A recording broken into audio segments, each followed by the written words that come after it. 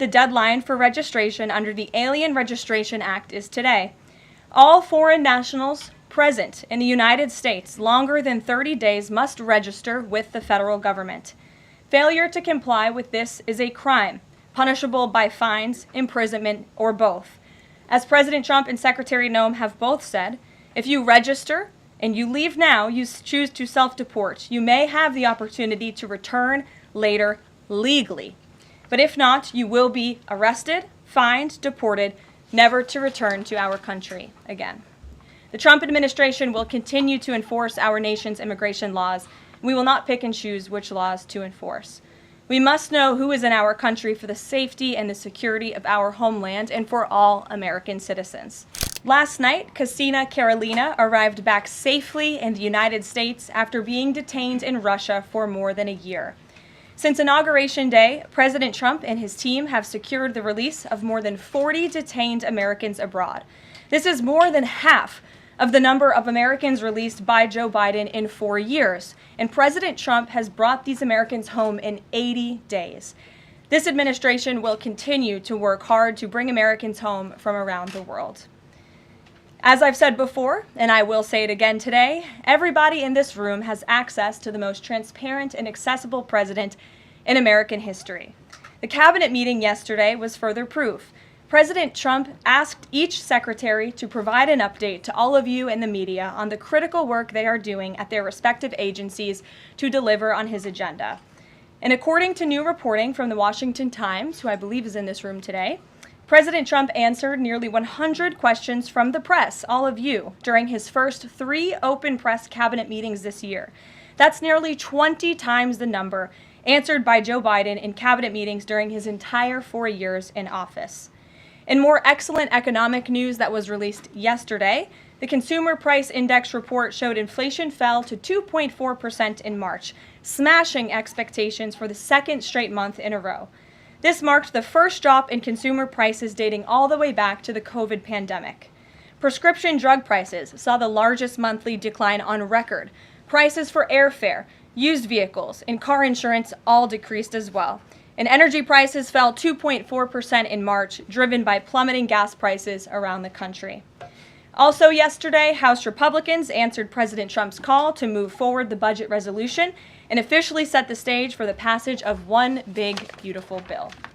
The American economy will boom after this bill is passed and the rest of the president's pro-growth agenda goes into effect.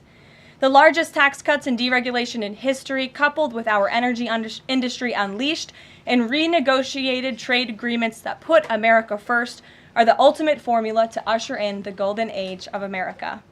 On that note, more than 75 countries have now reached out to the Trump administration, eager to address the trade issues that have exploited America and hurt our workers in the process. The phones have been ringing off the hook to make deals, and these countries wisely heeded President Trump's warning not to retaliate, and as a result, they were rewarded with a 90-day pause and substantially lower reciprocal tariff rates during this period so potential solutions can be achieved. Past presidents just willingly accepted the failed status quo on trade that ripped off our workers and our companies. But that's not who this president is. He creates his own leverage and negotiates deals better than anyone else who has sat in the Oval Office before him. And that process is currently underway. On another matter, the deadline for registration under the Alien Registration Act is today. All foreign nationals present in the United States longer than 30 days must register with the federal government. Failure to comply with this is a crime, punishable by fines, imprisonment, or both. As President Trump and Secretary Noem have both said, if you register and you leave now, you choose to self-deport, you may have the opportunity to return later legally. But if not, you will be arrested, fined, deported, never to return to our country again. The Trump administration will continue to enforce our nation's immigration laws. We will not pick and choose which laws to enforce. We must know who is in our country for the safety and the security of our homeland and for all American citizens. I also have a note from the First Lady to share with you on this Friday. On Tuesday this week, First Lady Melania Trump celebrated the advancement of the Take It Down Act in the House Energy and Commerce Committee. The important legislation passed the committee with bipartisan support, And as you may remember, the President talked about this bill in his address to a joint session of Congress last month. The First Lady remains dedicated to her championing child well-being, ensuring that every young person can thrive, and of course, championing her Be Best agenda. We urge Congress to swiftly pass this important legislation. Here in our new media seat today, we have Jordan Berman. Jordan is a social media content creator and influencer and a lawyer who grew up following breaking down the news from a neutral perspective. Jordan is the host of her own podcast called Unbiased Politics, where she dissects the top stories from the week from a legal perspective. Jordan focuses on bringing back real journalism from a nonpartisan perspective and has mastered explaining complex legal decisions to a mass audience in the short-form context. Her two biggest platforms are TikTok and Instagram, where she has roughly 500,000 followers on each. With that, please kick us off, Jordan. Thank you. As you know, yesterday the House passed the SAVE Act, and many married women, soon-to-be married women, are concerned that the new voter ID requirements may inhibit their access to the polls. What assurances can you give women voters in America to ease their concerns? Sure. Well, the SAVE Act, as you mentioned, was passed by the House yesterday. This is the Safeguard American Voter Eligibility Act. I believe I'm getting that correct. And this act is a common sense measure. It would require proof of citizenship for voting in our elections. The Democrats have been fear-mongering about this bill, have been saying that married women, if their name has changed, they didn't change it on their identification, would not be able to vote. That is complete fallacy. There are outlined in the bill about how to avoid that. The president very much supports a common sense solution to ensuring that only citizens can engage in our elections. This is critical to improving the integrity of our elections and also the trust that American citizens need to have in our electoral process. So the president supports this bill, and that is a myth that has been proven wrong by the text of this bill, and I believe some of the co-sponsors of the bill have been very vocal in addressing that, and certainly I myself, as a married woman, would not stand before this podium if the president did not support such a common sense measure. Thank you. For my next question, I actually want to give a voice to the American people. I sourced a question from one of my listeners. Her name is Bryn. She is from Oregon. And she asked, what, if any, plans do you have, the administration, for the money that will be generated by tariffs imposed on foreign goods? How will the administration facilitate the development of American industries when many critical components, labor, parts, etc., are much cheaper and more feasible from foreign entities? It's a great question from your listener, and I want to thank her for submitting it to you to ask. That's the part of the new media seat is so that everyday Americans across the country have a voice in this room. So thank you again for being here. Thanks for the question. The president's point about his trade and tariff agenda is to bolster our manufacturing industries here in our country, to bring down the cost of living here in our country, and to ensure that we are maintaining critical supply chains here in America. We cannot be dependent on countries like China if we want this country to be strong and wealthy. So the president wants to restore wealth to America by shoring up these jobs here at home, which will result in good paying jobs and higher wages for the American public. And so Americans should trust in that process. He effectively implemented tariffs in his first term while driving down the cost of living in this country, and that's what he's focused on doing again. Thank you. As a follow-up question, could I just ask, are there any specific ideas that the administration has as to what that revenue, specific tariff revenue, will be used for? Yes, to the heart of your question, the president has spoke about the trillions of dollars that he expects in revenue from tariffs and how we can use it to pay down our debt and to ensure that we are no longer faced with a crippling national debt in the trillions that is going to bankrupt our nation for future generations. So that money coming back home will make America in the green rather than in the red, which any small business owner across the country, I believe, can appreciate. Thank you so much. Thank you. Kelly. Hey. Tomorrow there will be negotiations between the United States and Iran in Oman. What are the president's chief goals for that, and is he satisfied with how Iran is responding to this? They don't want direct face-to-face negotiations, instead sort of old-school shuttle diplomacy where they're in separate rooms and messages are passed back and forth. So is the president comfortable with the arrangement there, and what is the chief objective? Well, I have spoken to both the president and also his national security team who will be engaged in these discussions. These will be direct talks with the Iranians, and I want to make that very clear. I also spoke to the president just last night about his goal when it comes to Iran, and he has reiterated repeatedly to all of you publicly and also privately to his team here at the White House, his ultimate goal and the ultimate objective is to ensure that Iran can never obtain a nuclear weapon. The president believes in diplomacy, direct talks, talking directly in the same room in order to achieve that goal. But he's made it very clear to the Iranians, and his national security team will as well, that all options are on the table, and Iran has a choice to make. You can agree to President Trump's demand, or there will be all hell to pay. And that's how the president feels. He feels very strongly about it. And can you update us on Mr. Witkoff in Russia and what's happening with direct communications with Vladimir Putin? I can confirm that Mr. Witkoff is in Russia to have direct communications with the Kremlin and with Vladimir Putin.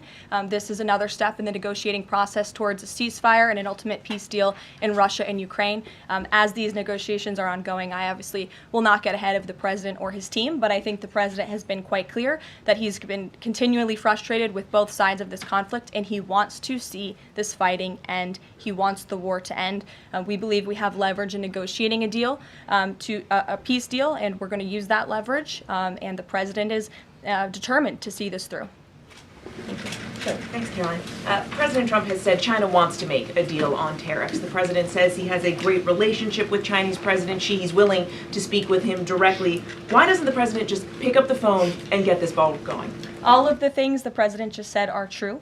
The president, as I said from the podium just a few days ago when I was up here, would be gracious if China intends to make a deal with the United States. If China continues to retaliate, it's not good for China. The United States of America is the strongest, best economy in the world, as evidenced by the more than 75 countries who have called the administration immediately to cut good deals. So the president wants to do what's right for the American people. He wants to see fair trade practices around the globe, and that's his intention and his goal. So is he waiting for China to make the first move here? I'm not going to comment on communications that are happening or may not be happening, or either way. We'll leave it to our national security team to get these discussions underway. And as always, in the effort of transparency, we will provide updates moving forward. But the president has made it very clear he's open to a deal with China. Why is he optimistic that China's going to make a deal or wants to make a deal? If they're not talking, where's that optimism come from? He's optimistic. Hey, Sean. why would any of our allies work with us to isolate China in a trade war if we're treating friend and foe alike? You'll have to talk to our allies who are reaching out to us. The phones are ringing off of the hooks. They've made it very clear they need the United States of America. They need our markets. They need our consumer base. You saw Prime Minister Benjamin Netanyahu in the Oval Office with the president saying that he was going to bring down all of their monetary tariffs and their non-monetary tariff trade barriers as well.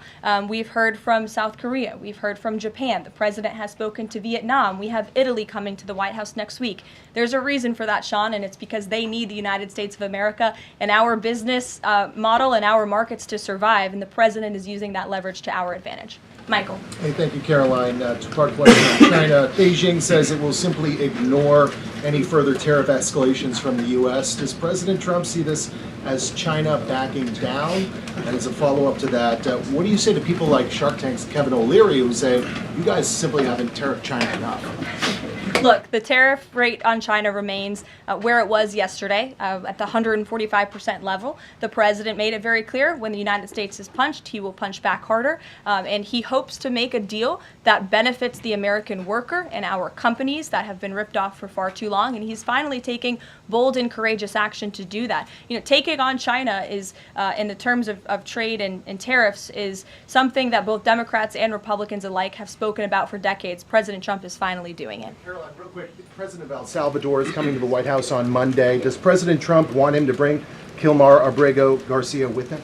The Supreme Court made their ruling last night very clear that it's the administration's responsibility to facilitate the return, not to effectuate the return. I believe the Department of Justice just filed another brief in the lower court. I would defer you to that for any updates. But as you mentioned, President Bukele will be here at the White House on Monday to talk about the cooperation that is at an all-time high. And we very much appreciate President Bukele and El Salvador's cooperation and the repatriation of El Salvadorian gang members who the previous administration allowed to infiltrate our country. Sure. Thank you very much, Caroline. The president spoke quite highly of the great relationship that he has with the Turkish president. We know that the president might be heading off to the Middle East very soon. Is he planning to meet with the Turkish president, either here in the White House or in Turkey? Any plans? I don't have any details about the president's overseas trip other than to say he was surely going to Saudi Arabia. There could be more countries as part of that trip. We're working on the details, and as I've said repeatedly, we will provide the details of that trip as soon as possible. A trip to Turkey, or his invitation to the Turkish president, is under consideration? I'm not going to comment on the details of the trip, but once they're confirmed, I will certainly let you all know. Yes, Stephen. Thank you, Caroline. I'd like to ask you about presidential health and also about tariffs. On presidential health, are there plans for the president's physician to come here and take our questions? And also, President Trump repeatedly makes remarks about the former president's health. Is he considering using his executive powers to bring any greater transparency there? As I have said, the president is undergoing his long-scheduled physical. It's a yearly physical that every president receives, and we will provide an update on that by the president's physician as soon as we possibly can. And about the former president and transparency regarding his health, are there... Well, I can tell you there was certainly a lack of transparency from the former president, from the entire former administration, and frankly, a lot of people in this room when it came to the health and the competence of the former president of the United States, Joe Biden. There was one of the greatest cover-ups and frankly political scandals this nation has ever seen. It's been unraveled in some recent books that are being written by journalists who engaged in that cover-up and scandal, which is quite ironic. But this president is clearly committed to transparency. You in this room see him and hear from him on a daily basis. You in this room know from covering him, it's hard to keep up with him. He is a machine working around the clock every single day. And the physician, after today's physical, will provide an update on the report in the effort of transparency. If I could ask about tariffs, there have been big swings this week in the Treasury bond yields. There's a theory that it might be because of China dumping these as leverage, driving up costs for U.S. loans like mortgages. Does the White House have evidence that this is in fact a result of Chinese dumping, and if so, is there a message on that? Not to my knowledge, but I would check in with the Treasury Department on that. I can tell you I know our Secretary of Treasury, Scott Bessent, is keeping a very close eye on the bond market. He spoke about it at the White House this week, and I know he's keeping his eyes on it day to day. Ed. Thanks. Thank you, Caroline. So the administration, I have an administration source who's telling me that we're weeks away from the first deal with the country over tariffs. Where is the administration? How soon can we see that? And what country is that first one? I won't reveal or get ahead of our trade team as these negotiations are obviously ongoing, but I can tell you very good progress has been made. Jameson Greer was on television this morning and I spoke to him, and he confirmed that more than 15 offers are already on the table, which is remarkable in just a mere matter of days. And as I said earlier, we've heard from more than 75 countries around the world. This is a team effort. The president has a team of great, brilliant advisors who have been with him every step of the way, and all of them will be divvying up the workload. And I just want to give the president and his trade team credit for taking this on. This is a massive undertaking. There's no doubt about it. We take it very seriously. The president is determined to renegotiate global trade on behalf of American workers. And again, you've seen people on both sides of the aisles calling for this for years, but I think no other president lacked the courage or maybe the work ethic or the stamina to take on such a task. And I know there were some questions about the president's delayed departure earlier to Walter Reed. I'd like to address it was because he is working on this very issue, so he was running a bit behind this morning. On the 90-day pause, what would the president need to see in order to extend that 90-day pause for countries on tariffs? Well, I think the president addressed this yesterday when he said he's hoping that there will be good deals made before the 90 days is up, and we will cut those deals as soon as we possibly can, country by country, tailor-made deals for each and every country as they all propose unique challenges and unique assets to each country, advantages rather, and when that 90-day mark hits, the president will make that decision then. One more, if I could, on a different subject. So a bird earlier attacked my colleague, Peter Doocy, during a live shot at I'm the wondering White if House. that's why Peter is absent from his seat. Is he doing okay? He's recovering. Has anyone checked on him? He's recovering. Is anyone looking into that incident? I could check in with GSA to see if anybody here is looking into it. I also understand there was a mouse in the briefing room earlier today, so I'm hoping somebody checked in on that, as I'm hoping it doesn't run up here and distract me. That would be a good way for all of you to distract me, actually. Have a mouse come run up here. So I'll get an answer for you on that, out of respect for our good friend Peter. Jeff? Why is American consumer confidence so low? Look, I think there's a great optimism in this economy, great optimism for the American people, a lot of reason for people to feel optimistic. The president is, as I just said, trying to renegotiate the global trade agenda that has ripped off the American people for far too long. As he said, this is going to be a period of transition. He wants consumers to trust in him, and they should trust in him. Look at what he did in his first term. And I just want to reiterate all of the reasons to be confident since you asked, Jeff. For those watching at home, yesterday the CPI report, inflation declined massively. Consumer prices are dropping for the first time in years. Energy prices are down. In fact, oil prices are down 20% since this president took office. Wholesale prices fell again. There have been trillions of dollars in investments into this country. Every day the president is signing executive orders to cut regulation, especially when it comes to Environmental Protection Agency, our energy industry. That's going to unleash the economic boom in this country that we saw in the president's first term. So trust in President Trump. He knows what he's doing. This is a proven economic formula. What is he asking of Americans at this time? He talked about transition costs, transition problems. Is he asking something specific for Americans to do? No, I think the president is asking for Americans trust in Trump, as I just said, trust in his economic agenda and formula. It's a proven formula that works. And by the way, clearly the American people do in fact trust him because they did just overwhelmingly elect him to this office. Jennifer. Is he going, I'm asking about the physical, is he undergoing any general anesthesia, and can you outline any of the other tests that he's doing today? He is not. He is undergoing quite a few tests, imaging. Again, it's a it's a yearly physical, so there's quite a lot that goes into it to make sure the president is accomplishing all of his goals, and we will provide a readout of that as soon as we can. And will you be committed to releasing all of the results, as many of the results as possible? Of course, yes. The president's physician will do that. I spoke with him this morning. Sure. Will you guys also consider releasing the president's fitness plan? He actually looks healthier than ever before. Healthier than he did 8 years ago, and I'm sure everybody in this room could agree. Is he working out with Bobby Kennedy? And is he eating less McDonald's? I can confirm the president is in very good shape, as you see, on a near daily basis here. And in that vein, thank God it's Friday. It's been a very long and busy week here at the White House. We will see you all on Monday, and we will release the results of that report as soon as we can. Have a great weekend, everybody. Thank you.